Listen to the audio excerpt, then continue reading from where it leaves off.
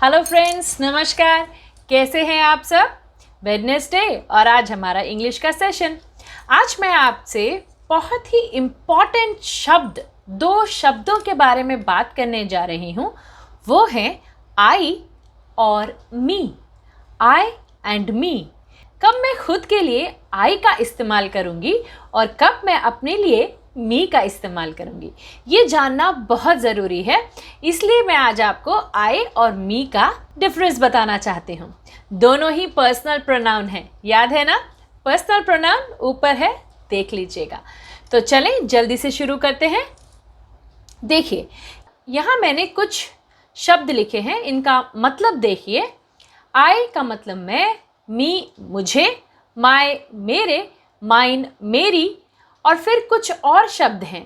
To me मेरे लिए, for me मेरे लिए, फ्रॉम मी मुझसे, बाय मी मेरे द्वारा, ऑन मी मुझ पर, इन मी मुझ में, बिसाइड मी मेरे बगल में या मेरे बगल का। परिस्थितियों के हिसाब से ये बदलते रहते हैं। एक्चुअली ये to, for, from, by, on, in, ये सब प्रेपोजिशंस हैं। मैं आगे की क्लास में आपको ये बताऊंगी। आज हमारा फोकस आई और मी पर रहेगा। यहाँ पर आप टू और फॉर भी देख रहे होंगे। यहाँ आप टू मी और फॉर मी देख रहे हैं। दोनों का मतलब ही मेरे लिए है। तो कब हम टू लगाएंगे और कब हम फॉर, आज हम वो भी देखेंगे। तो चलें आज पहले आई और मी देख लें। आई यानी subject.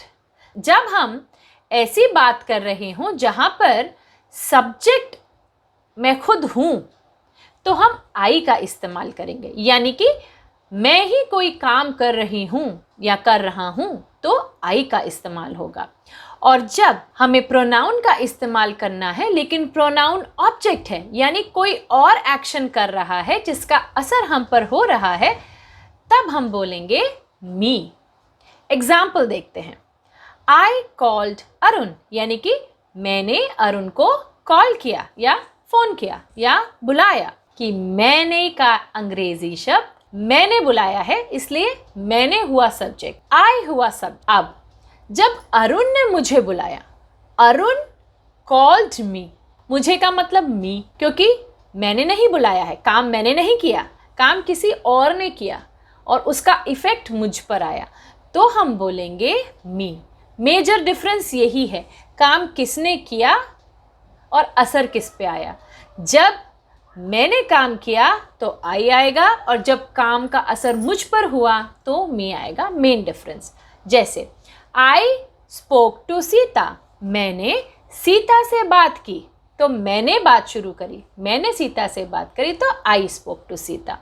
Sita spoke to me, ठीक है। तो अंतर है कि आपने कॉल शुरू किया या किसी ने कॉल शुरू किया। अगर आपने शुरू किया तो आप आई लिखेंगे और किसी और ने शुरू किया तो मी लिखेंगे। यही मेन डिफरेंस है। अब एक एग्जांपल देखिए। रीना और मैंने पार्टी अरेंज की। Reena and I arranged a party. तो क्या होगा? आई, क्योंकि मैंने करी तो आई अरेंज्ड अ पार्टी। मैंने का अर्थ आई। बिल्कुल क्लियर हुआ। अब यहाँ डिफरेंस आएगा दूसरे सेंटेंस में। The party is arranged by Reena and मी। जैसे किसी ने आपसे क्वेश्चन पूछा, अरे बहुत अच्छी पार्टी है, किसने अरेंज करी? तो आप बोलेंगे the party is arranged by Reena and मी। अगर आप अपनी प्रशंसा करना चाहेंगे तो आप बोलेंगे Reena and I arranged a party. और अगर आप प्रशंसा नहीं करना चाहेंगे लेकिन हम्बल रहना चाहेंगे तो आप बोलेंगे the party is arranged by Reena and me. Me से आगे प्रेपोजिशंस लगते हैं। To me, for me, by me, on me, in me, ठीक है। तो ये सारे प्रेपोजिशंस मी से पहले ही लगते हैं, आई से पहले कभी नहीं लगेंगे। मेरे ख्याल से अब आपको अंतर समझ में आया होगा। आई मतलब मैंने और मी मतलब मुझे। You and I are in team A. तुम और मैं टीम ए में हैं।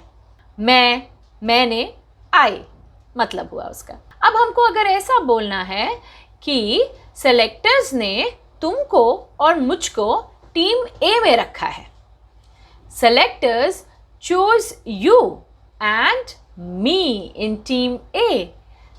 वही मुझे से मुझको हो गया। एक ही तरह के शब्द हैं, आपस में मिलते जुलते रहते हैं। तो इस तरीके से आप इस्तेमाल करेंगे इनको। मेरे ख्याल से आपको काफ़ी क्लियर हो गया होगा। अब हम आगे बढ़ते हैं, एक एग्जाम्पल लेते हैं।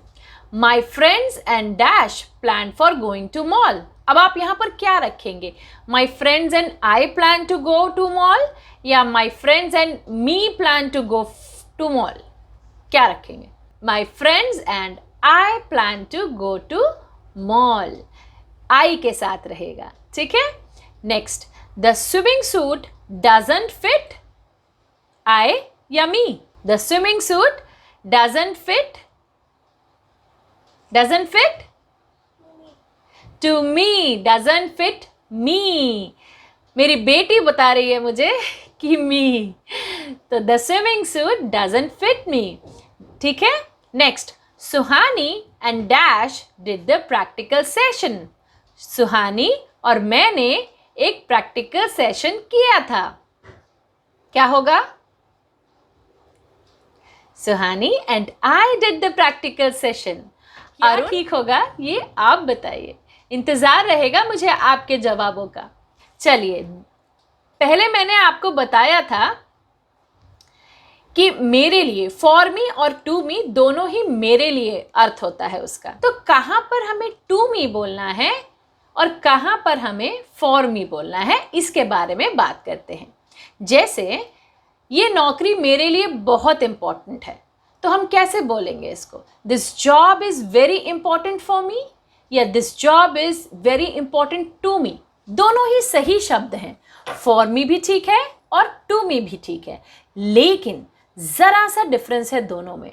यहाँ पर दो चीज़ें बहुत इंपॉर्टेंट है। पहला, जब भी कोई इमोशनल कनेक्ट होगा, सेंटिमेंट्स होंगे, तो टू लगेगा, ठीक है। दूसरी बात, जब भी कोई चीज़ एक से दूसरे को जाएगी तो भी टू होगा। तो अब यहाँ पर हम बताना चाहते हैं कि जैसे आप यहाँ देख सकते हैं, यह घड़ी मेरे लिए बहुत कीमती है क्योंकि यह मुझे मेरी माँ ने दी थी।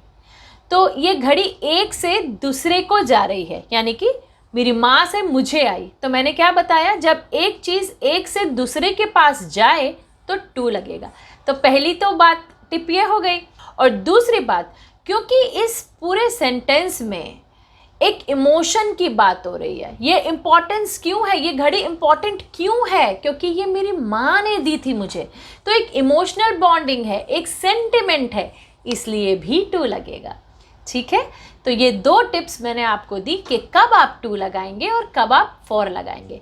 इसी तरीके से जैसे हमने बात की, this job is very important for मी, क्योंकि इस जॉब से मुझे बेनिफिट हो रहा है, फ़ायदा होता है।